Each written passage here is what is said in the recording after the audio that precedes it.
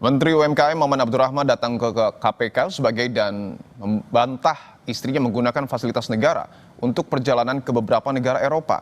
Apa urgensinya klarifikasi Menteri UMKM ke KPK? Kami akan membahasnya bersama Wakil Ketua KPK periode 2007-2011 dengan Bapak M. Yasin. Pak Yasin, selamat petang, Pak. Selamat petang, Baik, Bung sebelumnya Dipo. Ya. Baik, Pak Yasin. Sebelumnya kami juga sudah mengundang Menteri UMKM dan perwakilan dari Partai Golkar, namun belum ada yang bersedia hadir dalam diskusi ini. Pak Yasin, saya ingin tanyakan, kalau berkaca pada apa yang kemudian menimpa kasus viral Menteri UMKM, seberapa penting sebenarnya, Pak, seorang menteri sampai harus memberi klarifikasi kepada KPK? Iya, karena ada surat permintaan ke beberapa duta besar Oke. dari istrinya yang akan berkunjung ke Eropa itu ke beberapa negara itu sudah abuse of power di situ. Jadi menggunakan kuasanya untuk kepentingan keluarga. Nah, sehingga itu timbul ya di dalam Undang-Undang 28 tahun 99 yang angka 4 itu ya yang namanya korupsi, kolusi, nepotisme itu yang melibatkan anggota keluarga juga. Nah, di dalam Undang-Undang nomor 20 tahun 2002 tentang gratifikasi ya. Nah, itu gratifikasi itu pasal 12B-nya itu menjelaskan di dalam penjelasan bahwa pemberian itu termasuk pemberian fasilitas, pemberian potongan harga, biaya transportasi, biaya hotel, dan biaya-biaya yang lainnya, baik diterima dalam negeri maupun di luar negeri. Ini masuk di dalam dua pasal itu. Jadi potensi abuse of power dan KPK yang membuktikan ada apa enggak itu misalnya treatment khusus kepada istri dari Pak Menteri UMKM ini.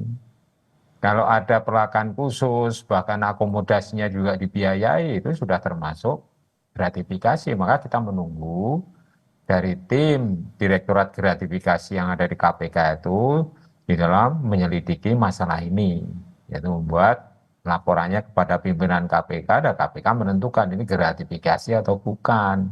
Oke. Kalau sepanjang 30 hari kerja dia tidak melaporkan, maka masuk di dalam suap itu. Kasus suap ini keluarganya yang dikasih itu masuk di dalam baik Undang-Undang 28 maupun Undang-Undang nomor 20 tahun 2002 yaitu tentang pemberantasan tindak pidana korupsi.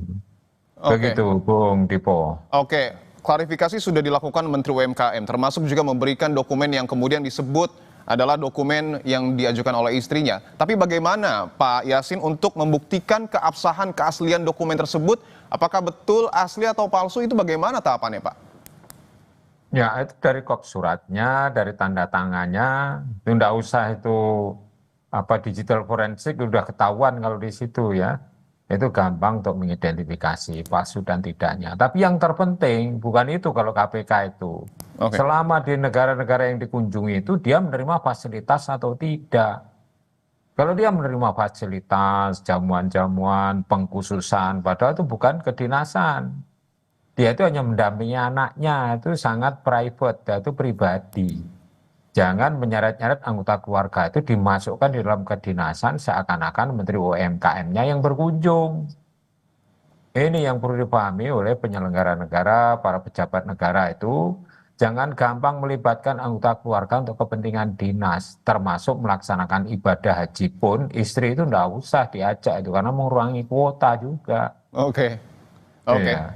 Berdasarkan pengalaman Anda, Pak Yasin, bagaimana kemudian Ya. KPK membedakan seseorang ini mendapatkan gratifikasi atau meminta gratifikasi? Bagaimana cara membedakannya? Ya kalau meminta itu kan memeras. Kalau Oke. mendapatkannya itu anggota keluarga ya. Kalau enggak istrinya Pak Menteri kan enggak akan dilayani seperti itu misalnya ya. Kalau Ini dalam kasus ini Anda lihatnya seperti apa, Pak? ya melihatnya itu adalah ketidakhati-hatian Pak Menteri itu mengirim surat untuk kepentingan istrinya. Ya, istrinya kan bukan penyelenggara negara, tapi anggota dari penyelenggara negara yang tidak layak untuk dibiayai oleh misalnya dan menerima fasilitas sebagaimana penyelenggara negara. Penyelenggara negara pun malah juga tidak boleh menerima itu, apalagi istrinya. menggunakan surat atas nama dia sebagai Menteri UMKM. Itu Oke. kental sekali itu, konflik kepentingannya tuh kental sekali atau konflik of interest itu, Bung Dipo. Oke, tapi kan kalau kita lihat pernyataan dari Maman Abdurrahman, Pak, dia sudah membantah. Artinya kemungkinan besar mungkin saja dokumen yang kemudian dibuat ataupun dicetak itu tidak asli, Pak. Tapi bagaimana kemudian membuktikan, sekali lagi, bagaimana membuktikan bahwa surat yang keluar ini memang betul dari Kementerian UMKM? Ya, ya terlepas asri atau mungkin yang menerbitkan kesekjenan, apabila itu diterima oleh duta besar yang ada di luar negeri, beberapa kedutaan, maka itu jelas itu abuse of power itu. Jadi harus kontrol kepada sekjen, jangan membuat surat ke sana yang untuk meminta special treatment atau Oke. treatment selayaknya penyelenggara negara itu tidak bisa. Itu penyelenggara negara pun juga tidak harus seperti itu. Untuk Harus biaya membuat sendiri. titik terang, Pak Yasin, istri Ya, dari Menteri UMKM ini perlu dipanggil nggak? ya saya kira perlu untuk KPK harus memanggil dan meneliti juga ke kedutaan yang ada di sana atau memanggil para petugas yang ada di sana yang ditugaskan oleh kedutaan untuk datang ke KPK. Kalau Oke. KPK-nya datang ke sana kan menghabiskan biaya kan. Ya mereka yang harus apa itu namanya mengirimkan petugasnya apabila KPK memang perlu untuk mendatangkan orang tersebut untuk dimintai keterangan berkaitan dugaan penerimaan gratifikasi istri Menteri UMKM. Begitu. Oke, Begitu. kalau kita cermati, ini adalah bukan pertama kali terjadi, Pak Yasin, bahwa sebelumnya juga ada Ya. kasus serupa yang kemudian menjerat kementerian di kabinet sekarang. Apa yang kemudian dapat dilakukan KPK untuk memastikan tidak ada pejabat negara yang memanfaatkan fasilitas untuk kepentingan pribadi, Pak Yasin? Iya. Selama itu bukan untuk kepentingan dinas, pertama tidak usah misalnya saja menterinya membuat surat, ada kop kementeriannya, terus kemudian yang tidak paham dengan struktur kepemerintahan itu berarti tidak paham dengan administrasi negara. Oke, Yang seharusnya itu menteri itu harus tahu seperti itu, menteri yang kompeten lah tentunya ya.